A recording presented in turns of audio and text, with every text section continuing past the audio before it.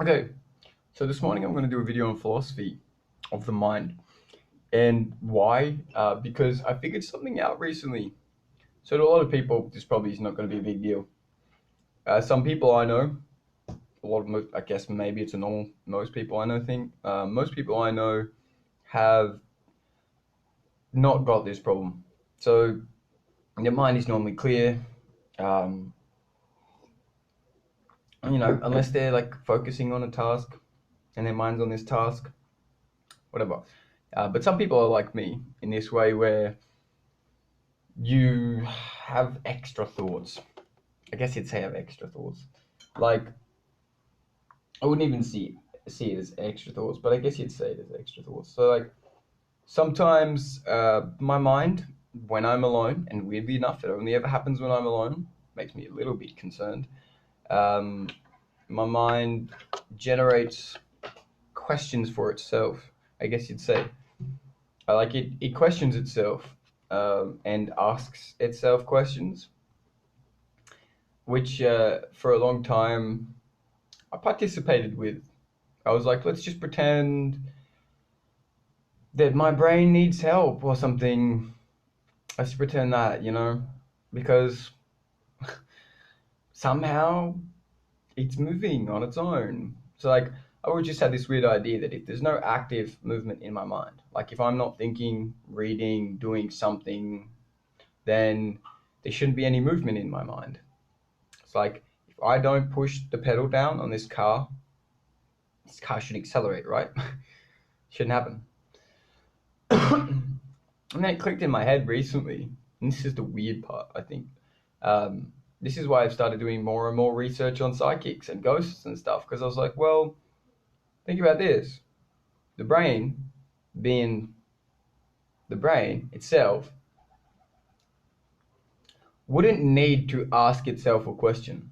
It wouldn't need to say, hey, me, what do I think about this? Or, hey, me, how would I react to the situation? Because it's me, it knows. And when it gets to that situation, it will react away. Pardon me. But what I find really weird is that everybody else tries to tell me, oh, this is just your mind. This is your mind moving on its own. You should listen to it. Or you should, not listen to it, but like if it's questioning itself, they say you should question yourself. So it's part of the natural questioning yourself process. It's natural, all this crap. And I'm like, not really, because I question myself. There shouldn't be a non-entity questioning me. I question me and I answer. There should at no point be like a, hey, but what about this? Or what if this is happening over here? Or what if this is happening here? Or how do you feel if this is going to happen? It's like, I, I don't feel because it's not happening. So that's weird. Then you push that to the side. And then you're like, every now and then I get this thing where it's like, it seems to be something. And like the weird thing with my thoughts is like, I only have one internal dialogue. So that's mine, right? When I speak, I hear my voice. When I read a book, in my mind, my internal dialogue, if I'm, slow reading, it will go, each effervescent tablet contains paracetamol 500 milligrams, reading each individual letter in my mind, right? But the weird thing is that the mind that questions me, it doesn't have an internal monologue. It doesn't have a voice. It doesn't even seem to have a solid presence in my mind. Like it's not always there for me to question back. It just seems to come and go. And when it questions me, it's normally with like imagery. It says like, it seems to be like, here's a picture, how do you feel about it? Here's a picture and a sound, how you feel about it? Like it has like, it has an almost an emotional tone to the picture and the sound, like this emotion, that emotion. And it's like, imagine if somebody could only paint pictures and yell at you, and not in words, just yell at you in like a kind of way, and that's how they had to communicate with you. This is what it feels like I'm dealing with right now. Somebody's just painting pictures and yelling at me, and it's really weird because I'm used to talking in words. I'm even used to talking to myself in words, right? Like I'll say, so what do I think about this? And I'll talk out loud when I'm at home. A lot I'll talk out loud because I like to fill the empty space in my house. There's not a lot of people that I meet nowadays that I feel permanently comfortable having around. Like sometimes I'll feel comfortable having people around. Other times I've just had too many negative experiences with people. So I'm at this point now in life where I don't want to create any more potential for that. It's pretty simple. And people try to say that by limiting, negative experiences, you're also limiting positive experiences. But that's not true because you can create positive experiences by yourself. You can also prevent negative experiences by yourself. When you have lots of other people involved and their input decides how your day goes, they could make your day horrible. They could make your day good. And either way, you have no control over that, and you have to rely on somebody else who at some point could just simply take advantage of you. And my understanding of the world, this is the nature of humanity. There aren't people that just want to help. They don't exist unless they're getting paid for it, or unless they get some citing of social merit for it. They don't seem to want to help. I don't really care. Outside of the general humanity thing, like don't get me wrong, there are when you're in a localized space, and there is need, visible need, I think people will help out people that are around them. I think people will, as long as they aren't seeming to be a threat. If they're seeming to be a threat or a danger, people probably try and move them along and not help them out. um, but yeah, no, what I've noticed is as a general thing, like people, especially the older you get, so people will help kids, people will help women because, especially men, funnily enough, and women that are sexually attracted to women, also women that are women because there are other women. For some reason, they seem to have this now and then they help each other. It's weird. But what I've noticed is in the world today, and I'm meandering now. I will get back to what I was saying before. And what I've noticed in the world today is that there seems to be a thing. I always end up talking about women for some reason. I don't know what it is. I haven't actually had a woman in my life for a while, or any women to complain about. I don't know any women to complain about, which is funny. I mean, I know women, but I don't know. Like, I've not actually gotten to know any women well enough to complain about them. Um, it's weird. But I have noticed lately I keep getting to that point. I think it's because, okay, that's what it is. This second logic that's presented in my mind always seems to be presenting a female logic.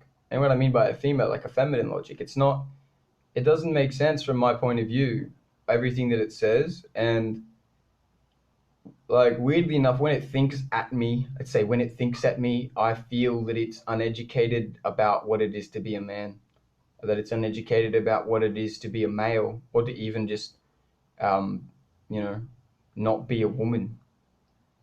Because everything that seems to come from this other presence of mind seems to be like, oh, but what about this? And what about that? And at one point, I just had this paranoia that it was my dead grandma annoying me. And then I realized it's probably not her. She was like a sweary, drinking, just probably not her. I'm like, all right, well, what about mum's side of the family? Could be like a ghost, or could be fucking psychics, could be whatever. And the weird thing is like in the beginning, I actually started thinking, yeah, maybe it's just a part of my brain, right? Because it's got to be. What else would be moving inside my head except my brain? But then it got to this point where the other day, it seemed to be making like there was this scenario running through my head. And like, no, the funny thing is, no matter how hard I try to avoid this stuff, if I try not to see these pictures being pushed into my head, I get a headache. And the more I try to push it away, the sharper the pain of the headache gets, to the point sometimes where it has me spasming out. Like I want to scream and yell and throw things, or lay on the floor and just shake because the pain is that intense. And the weird thing is it's like I don't get a choice to not see these images unless I choose to suffer pain instead. And it's not, there's no There's no good option for me in it. It's either suffer emotionally or suffer physically. And it seems to be quite strange because it's like I'm being haunted by something. And like I decided the other day that whatever it is, even if it is outside of my brain, it's too weak for me to acknowledge or submit to because obviously, for one, like I said, its logic is foreign and flawed. So like it presents these ideas like, yeah, but blah blah blah blah blah blah blah blah blah, all this stuff about other people's lives that it's never going to matter, or like all this stuff about a different person's aspects of life that are never going to interact with yours. It's like, so what about that? Like none of my life is ever going to affect that. Nothing I do is ever going to affect any part of them or their life. So why does that have anything to do with me? Why is that making it my problem? Why is that suddenly my problem? Why, like, it always seems to have this weird argument too that I'm responsible for other people's damage, that I'm responsible for other people's inactivity, that I'm responsible for other people's crap. And the weird thing is, like, I know I'm not because I know I'm responsible for me. So if somebody makes fun of me, I'm responsible for how I react to that. If somebody's kind to me, I'm responsible for how I react to that. They're not responsible for how I react. They're only responsible for how they act. So, in the same way, how would I be responsible for anything anyone else does in life? And so, like, there's a lot of these moments, right? And the only reason I'm doing this video, because if anyone else out there has this problem where you have an extra set of thoughts, we'll call it, or like excessive thoughts, or you overthink, the way I see it is like this. If you a lot of the time, and I have this thought that it's a possible thing that I over empathize. So over empathizing is leading me to creating a simulation of somebody else's perspective, other multiple other people's perspectives, or just the world in general's collective perspective. And maybe this is causing a separation in the brain, making it feedback to itself, trying to improve itself out of my desire to somehow fit into the world a bit more. But then I realized at some point, changing myself for people who don't change, and people who won't change until it becomes necessary, like convenient.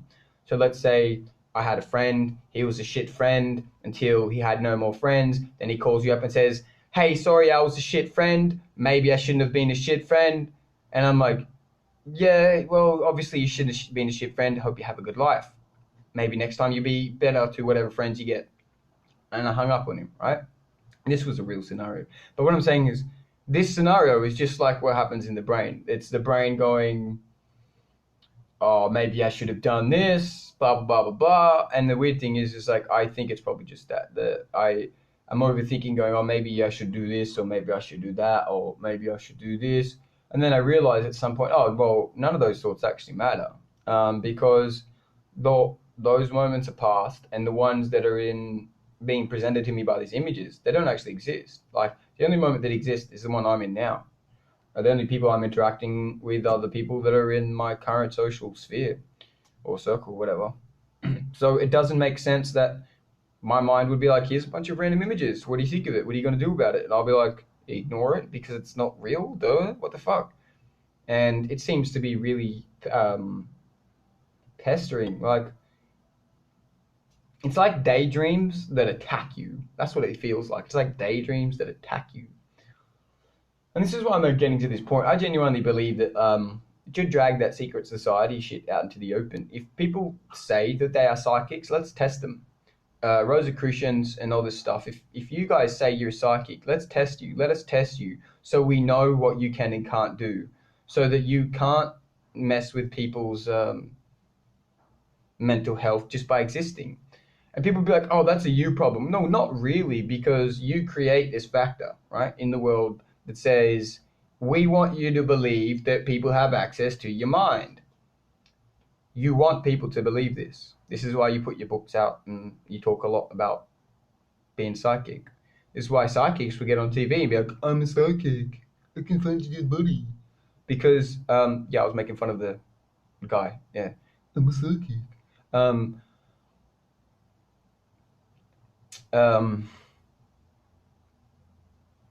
Why people want you to believe this is normally because they need to feel empowered. They want you to feel like they have more power than you. They want you to believe that they have more power than you because they're afraid that you have more power than them.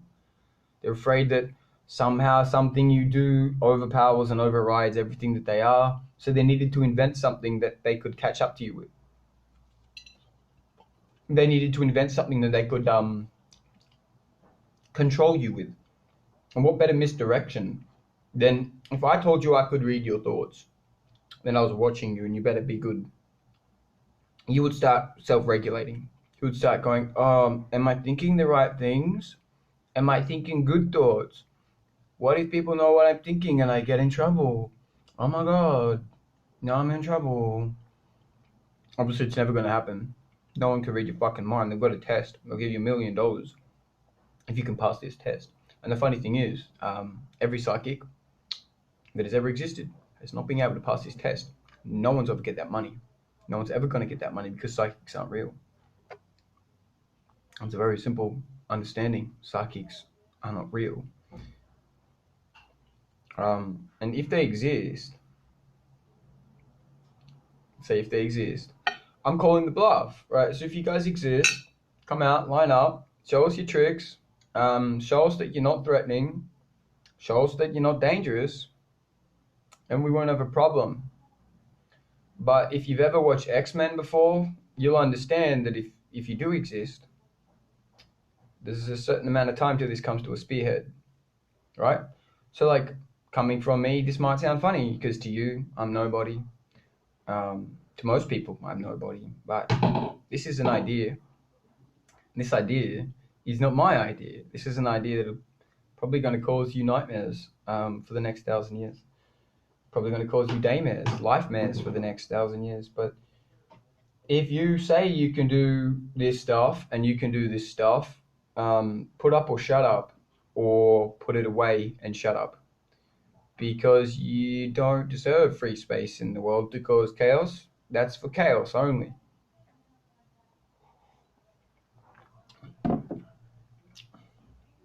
Now that chaos is present, I'd like you to stand aside. Honestly though, aside from the I am chaos jokes, I won't be making any more jokes. The thought pattern is like this, right, guys? This is where I'll cut it off here because I'm meandering and I did a bit of funnies to entertain myself because I still having my first coffee. But basically, it's like this: if you know you, spend time learning yourself. Maybe don't do it in the quiet because you sitting alone in a space might draw the attention of somebody who will come. Let's say these psychics exist, the Brotherhood of Light exists, these collective of people exist. They're pieces of shit who manipulate and believe that only their way is the right way. Only the way of thinking is the right way of thinking, and it's complete dominating totalitarian bullshit. So,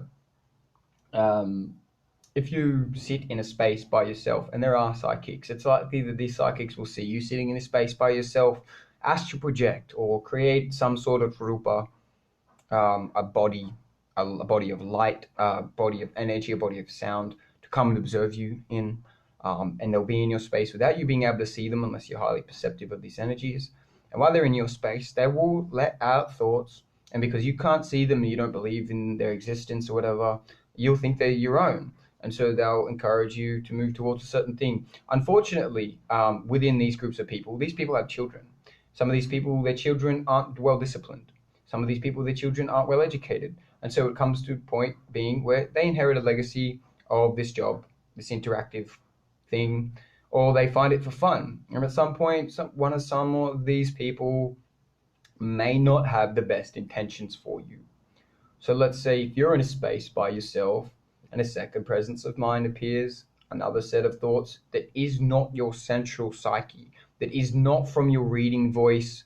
And when I say your reading voices, like I said before, when I look at this box and I read Panadol, inside my head as I read each letter, I hear Panadol. That's an inner monologue. That's you thinking. If at any point that happens without you making it happen, that's not you. Now, you doing anything that voice says or anything that other mind says is a weakness. That's you taking your responsibility out of the situation. Don't do that. Because regardless of whether or not you have a gift or whether or not you have a mental illness, you shouldn't be listening to other people telling you what to do. Doesn't matter if they're there or just in your head. You should not listen to other people telling you what to do, because then you're going to end up living your life around their goals and make what they want happen, and nothing you want is ever going to happen. Nothing you enjoy is ever going to appear. You're never going to be able to move in any direction that you want. You're going to be living in somebody else's house, sitting on their couch, looking at their rug, looking at their art on the wall. You have nothing of your own. It's just a bunch of this crap that somebody else is like, oh, I like all this stuff, and so you have to come here and be part of all my stuff. And you're like, oh, no, I don't want to be a part of all your stuff. I just want to be me. Isn't that good enough? I mean, like, no, I've got to change you and put you up here with all my stuff. But I'm sorry, I think you've got enough stuff. You don't need me to add to your stuff. Anyways, that's what you should say. If you have like a mind, it's in your mind, it's harassing you, it's not leaving you alone. Or like, maybe, unfortunately, some people hear a voice. So if you are hearing a voice, take this advice. If it's not you, and let's say, don't listen to other people when they say, oh, it's you, it's you, it's you. It's the illness, or it's a ghost, or it's a psychic, whatever it is, it's not you. You're not the illness. You're not the ghost. You're not the psychic, whatever. This other thing, as soon as it presents its logic, remind it, that's your logic, not mine. We are different people because we have different experiences, and we are different people. If I was meant to be you, I would be you. I'm not you, and you're not me. You cannot be me. At no point will you ever be me. So shut up and go away. Go do you. I'm going to do me. You doing you does not involve you shaping me at any way, shape, or form other than in your own delusions. And the people will be like, no, but I really, really, really, really, really, really, really want to have an effect on the world around me. It's like, cool, we'll go out and build a house, plant a tree or some shit. Stop trying to mess with people. And I mean, people might think I'm crazy by talking about all this stuff, but it's because you don't know about a lot of things. Like, say, send me some emails, send me some whatever messages on YouTube. I've got a Facebook page, hit me up on that. I will be happy to answer all of your questions. I mean, I've been collecting occult documents for the last 5 years on everything from the history of the Rosicrucians to the history of witch hunters and psychics, the methods by which you can hunt witches, but the methods by which you can track a psychic, like how you can tell if somebody knows more than they know, how you can tell if somebody's hiding more than they know, how you can tell if somebody is pretending to not know more than they know, how you can tell when somebody knows more than they physically should be able to as well. So let's say you understand this person. With your power mind, you can measure it. If you use your power mind, not your normal mind. With your power mind, you can measure it. This person only has this many physical interactions. This person only goes into this many physical spaces. This person only interacts with this many people digitally and electronically and wirelessly. So as a matter of fact, they should only have this much information. If, however, this person has this much information and it does not come from any of these means, you can certainly confirm that this person, without a doubt, is a psychic. After that point, destroying them is easy. Why would you destroy a person? Obviously, because their intention is to manipulate and dominate through sly manipulation. I've never met a person who's had the ability to understand another person who did not use it to manipulate them. Whether it's like a psychologist, whether it's a psychiatrist, whether it's just another person who understands psychology. The minute people start to understand other people, they look down on them. They see them as less. Even small things like, I've noticed guys I know that understand girls and can fuck easily, they don't respect the women because they can understand them easily, pick them apart and sort them. And then so a while ago, and I realized these guys aren't even lying. They're just like, I'm going to go and fuck that girl. And then they go and fuck that girl. And like, it's not like a bragging thing. They're just like, they know how these people think. They know what kind of people these people are, and they know how to interact with them. And because of that, they understand the machine. They know how to take the machine apart. They lose respect for the machine. And they're just like, oh yeah, I understand it now. It's not important. And the weird thing is, for me, why I've always avoided reading books like Neil Strauss's The Game and stuff like that. Here's how to understand women. It's like, why would I want to take all the fun away from things? And it's the same thing with psychics, right? So like, the reason why I think psychics shouldn't exist is, why would you want to take all the fun away from learning? If I could just read your mind and know, I'd probably be sickened by you. Because I'd look straight in, see nothing but your damage, where it came from. And this is the thing, this is what you normally look for first. Is there anything toxic and dangerous here? Have a look. No? All right, now look a bit deeper. And so like, if I was a psychic, even just when I look at a person, the first thing I think is, well, is there something damaged? Are they going to try and damage me? Are they selfish? Are they, do they do lots of selfish shit and just be like, oh, whatever, life sucks, it's hard, so deal with it. And then expect you to cop the shitty decisions, or deal with the shitty decisions.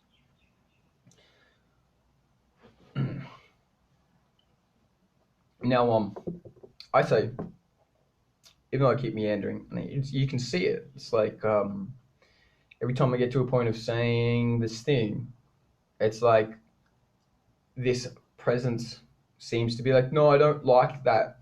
I'm gonna have a cry. Oh, you can't say that because it's different to what I think. And the funny thing is, it's weird because it's like, well, it's what I think, so I don't know why else. It's what I think, so I don't know why else that would be there. But yeah, like I was saying, psychics need to be monitored and registered, tested. I mean, we all know how far genetics goes. So you can track these people with a blood drop. Pick you at birth, we do your test, it says you've got this gene. This gene then goes to show you've got this potential if you get put through this process. So then they'll either put you through this process after doing an emotional neural analysis. So they check if you'll go crazy from it. Scan your brain, right? And this is what they should do.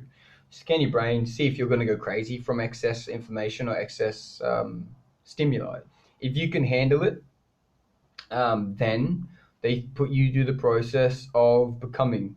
So step by step, they will put your neurochem system through the outward spiral until it reaches its peak. That will affect your endocrine system and the rest of your body, your blood cells, and the way that you process oxygen and the many vitamins you take in. Also, I believe it affects the things that are connected to your fucking chemical system and your ears and something inside your head that causes you to dream. So your quasi crystals, I believe, pick up subwaves, and these subwaves are translated as subwaves are by quasi crystals, piezo crystals, into data, light data. So like in microphones, we use quasi crystals to pick up sound and pump it out through a speaker as a sound. But in between the microphone and the speaker, it doesn't move as a sound. It moves as light and data. And how it's transformed into light and data from the sound is through these quasi-crystals. Now, the funny thing is, we as humans a lot of the time believe that these piezo, quasi-crystals, or whatever, these things, people said that these things can only pick up certain vibrations. But the funny thing is, we haven't even measured all the types of vibrations that exist. So we're just arrogantly opening our mouths, talking out of our ass, literally, saying, oh, I know this because I pretend to know everything and blah, blah, blah, blah, blah, blah, blah, blah, blah. And then somebody else will come along and be like, well, we don't know all of the waves that exist, right? So it's usually possible that he's right, that there is some kind of subwave that's affecting these quasi-crystals that the brain is processing as electrical signals that transfer into being data signals that somehow allow for psychic potential, or at least empathetic potential. So unless you had been practicing for a very long time on short burst messages, it'd be hard to have a language that is vocal. most people would be sharing imagery, experiences, emotional feelings, because your emotions are a chemical wave resonance. Your thoughts are a more structured chemical wave resonance. So it's like this chemical makes some electricity, whatever. And I believe that this chemical and this crystal clusters pick up this wave. The crystal clusters pick up the wave. Um, the chemical reacts from the crystal clusters reaction, creating electrical signals, creating data in the brain. Um, if we were to put something in the brain around the quasi-crystal clusters and the pineal gland, and possibly something somewhere in the spine, I believe that a fourth cluster exists, but it dissipates upon death, and that's why we don't find it, or it dissipates towards the moment of death, and that's why I think we don't find it, because it's more of a gelatin-based substance, and this substance, being quasi-crystalline in nature, still has the ability to pick up waves and sound waves and energy, but it is not. It's more of a gelatin because it's not solid as a single solid piece. It's thousands of tiny quasi crystals. I think it might be somewhere towards the center base of our spine, or this little lump thing on the top of the neck, on the top of the shoulders, and at the base of the neck. I think it's somewhere in the spine. And this all enables another three that we have in our head. They enable communication. They enable sound, picking up the vibrations of sound, plus they enable picking up the subwave vibrations of consciousness and the universe mind. Also, just to chuck this in there, because of the universe mind thing and the idea of God came at the end there, if you believe that the extra presence of thought in your thought, whatever, your daily routine, is God, stop and ask it. If it asks you questions like, why do you do this? Just turn around and ask it, why don't you know if you're God? Because if you're God, you should already know. Not just that, but you should already have a solution, because you're God. So get working, motherfucker. If you're not God, well then Mihkallah. Who is like God? Nobody. Stop trying to be.